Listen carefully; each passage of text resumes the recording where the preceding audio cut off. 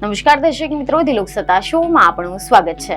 તમે જોઈ રહ્યા છો વિશ્વ ક્રિકેટની સૌથી મોટી ટક્કરનું કાઉન્ટડાઉન, કે જ્યાં બોલ ફેંકાય તેની પહેલા જ વાતાવરણ ગરમાઈ જાય છે, કે જ્યાં એક સ્મિત પણ સમાચાર બની જાય છે, કે જ્યાં એક શબ્દ રાજકારણ બની જાય છે, અને જ્યાં માત્ર હાથ મિલાવો કે નહીં એવો સવાલ પણ કરોડો લોકોના દિલના ધબકારા વધારી દે છે.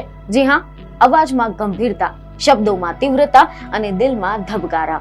ક્રિકેટના ઇતિહાસમાં જ્યારે પણ ભારત અને પાકિસ્તાન આમને સામને આવે છે, ત્યારે તે માત્ર એક રમત નથી રહેતી, એ બનતી જાય છે ગૌરવની લડાઈ, પ્રતિષ્ઠાનો પ્રશ્ન અને કરોડો ફેન્સની લાગણીઓનો મહાસાગર. આની સાથે જ આ વખતે T20 વર્લ્ડ કપમાં કોલંબોની ધરતી પર થનારી આ હાઈ વોલ્ટેજ ટક્કરના પહેલા જ એક નાનકડા હેન્ડશેકને લઈને ચર્ચાઓના તોફાન ફરી એકવાર ઉઠી રહ્યો છે. કેમ કે આ માત્ર હાથ મિલાવવાનો કોઈ ઈશારો ન હતો, પરંતુ બંને દેશોની ટીમો વચ્ચેના સંબંધો, આત્મવિશ્વાસ અને મનોબળનું સંકેત છે. અને આ જ કારણ છે કે હાલ કોલંબોની ધરતી પર T20 વર્લ્ડ કપની ભારત અને પાકિસ્તાનની મેચની પહેલા જે વાત સૌથી વધારે ચર્ચાઈ રહી છે, તે કોઈ સ્કોર કાર્ડની નથી, ટીમ કોમ્બિનેશનની નથી, પણ એક નાનકડો સંકેત છે. હેન્ડશેક, હાથ મિલાવશે કે નહીં? કારણ કે ભારત અને પાકિસ્તાનની વચ્ચે જ્યારે પણ મેચ રમાય છે, ત્યારે આ રમત માત્ર રમત નથી રહેતી, તે બની જાય છે ઇતિહાસ, તે બની જાય છે ગૌરવ, તે બની જાય છે ભાવનાઓનો જ્વાળામુખી. અને આ જ પૃષ્ઠભૂમિની વચ્ચે ભારતીય કપ્તાન સૂર્યકુમાર યાદવ અને પાકિસ્તાનના કપ્તાન સલમાન આગાના નિવેદનોએ ફરી એકવાર ચર્ચાનો તોફાન ઉભો કર્યો છે. જી હા, જેમાં બન્યું એમ હતું કે આ બંને ટીમોએ અલગ અલગ પ્રેસ કોન્ફરન્સ કરી હતી, પરંતુ આમાં સવાલ એક જ હતો કે શું મેચ પહેલા અથવા તો ટોસ સમયે પાકિસ્તાની ખેલાડીઓની સાથે હાથ મિલાવશો? સૂર્યકુમાર યાદવનો જવાબ શાંત પરંતુ અત્યંત ગંભીર સ્મિતની સાથે, પરંતુ ખૂબ જ માપેલું અને રાજનૈતિક જવાબ આપ્યો. હેન્ડશેકને ટોસના સમયે જોઈ લઈશું, 24 કલાક રાહ જુઓ. અને આ શબ્દોમાં છુપાયેલો છે સંદેશ એ હતો કે મેચ પહેલા કોઈ ભાવનાત્મક જાહેરાત નહીં, બધું જ મેદાન પર નક્કી થશે. અને બીજી તરફ પાકિસ્તાનના કપ્તાન સલમાન આગા પાસે પણ આ જ સવાલ પહોંચ્યો હતો, અને તેમનો જવાબ પણ એટલો જ કે કાલે જોઈશું. કોઈ હા નહીં, કોઈ ના નહીં, માત્ર અનિશ્ચિતતા. અને આ અનિશ્ચિતતા જ ચર્ચાના કેન્દ્ર બની ગઈ છે, કારણ કે દર્શકો જાણે છે કે હેન્ડશેક માત્ર કોઈક ઔપચારિકતા નથી, તે સન્માનનું પ્રતીક છે, રમતિયાળ ભાવનાઓનું પ્રતીક છે. અને જો એ ન થાય તો પછી તેનો અર્થ સીધો જ તણાવ માનવામાં આવે છે. અને બંને કપ્તાનોએ સ્પષ્ટ હા કે ના નથી કહ્યું. એટલે કે ક્રિકેટ વર્તુળોમાં ચર્ચાઓ શરૂ થઈ ગઈ કે શું બંને ટીમો વચ્ચે તણાવ છે કે પછી માત્ર માનસિક રમતમાં એક સ્ટ્રેટેજી છે. કારણ કે જ્યારે ભારત અને પાકિસ્તાનની મેચ રમે છે, ત્યારે બોલથી પહેલા દિમાગ રમે છે, ભાવનાઓ ટકરાય છે, અને હેન્ડશેક જેવો સરળ ઈશારો પર રાજનૈતિક સંદેશ બની જાય છે. હવે આપણે વાત કરીએ ભારતીય ટીમની તૈયારી વિશે. તેમાં સૌથી મોટી અપડેટ છે સ્ટાર ઓપનર અભિષેક શર્માની વાપસી. જી હા, પેટમાં ઇન્ફેક્શનના કારણે હોસ્પિટલમાં દાખલ થયેલા અભિષેક નામીબિયાની સામે રમી શક્યા ન હતા, પરંતુ હવે તેઓ ફિટ થઈ ગયા છે અને પાકિસ્તાન સામે રમવા માટે તૈયાર છે.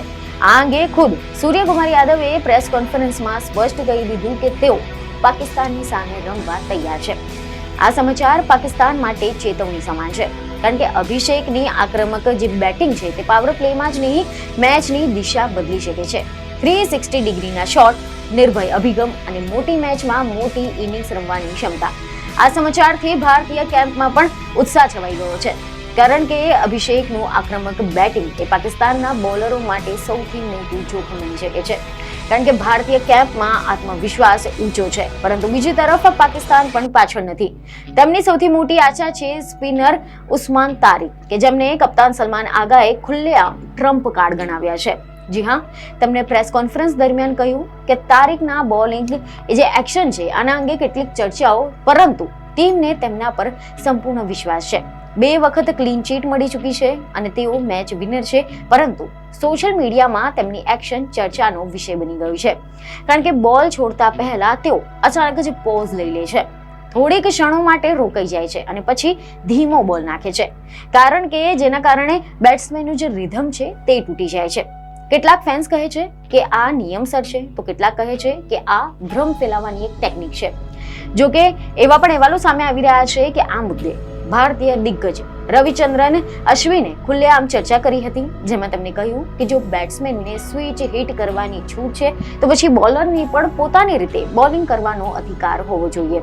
તેમણે નિયમોની સમાનતા પર પણ સવાલ ઉઠાવ્યા હતા. તેમણે કહ્યું કે બેટ્સમેનને શંકા હોય તો પછી ક્રીઝ છોડવાનો અધિકાર છે. એટલે કે આ માનસિક જે રમત બની શકે છે. આના ઉપરાંત એવા પણ અહેવાલ છે કે પૂર્વ ક્રિકેટર અને વિશ્લેષક આકાશ ચોપરાએ પણ આના વિશે પોતાની પ્રતિક્રિયા આપી છે. તેમણે કહ્યું છે કે એક્શન રસપ્રદ છે પરંતુ નિયમ ભંગ નથી. હા, બેટ્સમેન માટે મુશ્કેલ જરૂર છે. આ તમામ ચર્ચાઓની વચ્ચે ક્રિકેટના નિયમો અને તપાસની પ્રક્રિયા માટે જવાબદાર સંસ્થા ઇન્ટરનેશનલ ક્રિકેટ કાઉન્સિલ ફરી એકવાર કેન્દ્રમાં આવી ગઈ છે. 15 ડિગ્રીનો નિયમ, કોણે સીધી જ રાખવાની જે શરત છે, આની સાથે જે ટેસ્ટિંગ સેન્ટર, આ બધું જ હવે ચર્ચામાં આવ્યું છે. તો બીજી તરફ પાકિસ્તાન માટે સૌથી મોટું હથિયાર છે તેમના સ્ટાર બેટ્સમેન બાબર આઝમ. આ અંગે સલમાન આગાએ મીડિયા સમક્ષ જણાવ્યું છે કે બાબરની અંગે કોઈ પણ અમને ચિંતા નથી. તેઓ ફોર્મમાં છે અને રન બનાવી રહ્યા છે અને એક મોટી મેચ માટે મોટી ઇનિંગ્સ આવશે. એટલે કે બંને ટીમો પાસે પોતાના જે મેચ વિનર્સ છે તે તૈયાર થઈ ગયા છે. પરંતુ દર્શકો માટે સૌથી મોટો સવાલ હજી પણ એ જ છે કે ટોસ સમયે શું થશે.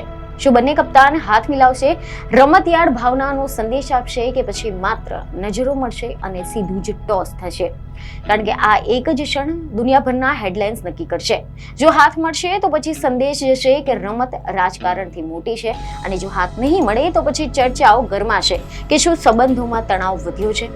કોલંબોની આ જે મેચ છે તે માત્ર બે ટીમોની ટક્કર નથી, આ છે ભાવનાઓનો સંગ્રામ, ઇતિહાસનો ભાર, કરોડો ચાહકોની આશા અને વિશ્વ ક્રિકેટની સૌથી મોટી સ્ટેજ પર માનસિક યુદ્ધ.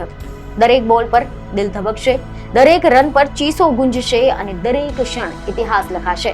અને જ્યારે ટોસ માટે બંને કપ્તાન સામસામે આવી જશે ત્યારે દુનિયાભરની નજર માત્ર એક જ જગ્યાએ હશે, તેમના હાથ પર.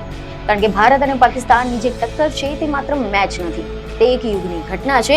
જેથી હવે જોવાનું રહેશે કે આ મહાસંગ્રામ પહેલા સંકેત શું મળે છે, મિત્રતા કે મૌન યુદ્ધ. પરંતુ એક વાત ચોક્કસ છે કે મેદાન પર જ્યારે પ્રથમ બોલ ફેંકાશે ત્યારે દુનિયા ફરી એકવાર સાક્ષી બનશે ક્રિકેટના સૌથી મોટા મુકાબલાની. તો હવે આ અંગે તમારું શું કહેવું છે તે અમને કમેન્ટમાં જરૂરથી જણાવો. બીજને ખબરો સાથે ફરી મળીશું. ધન્યવાદ.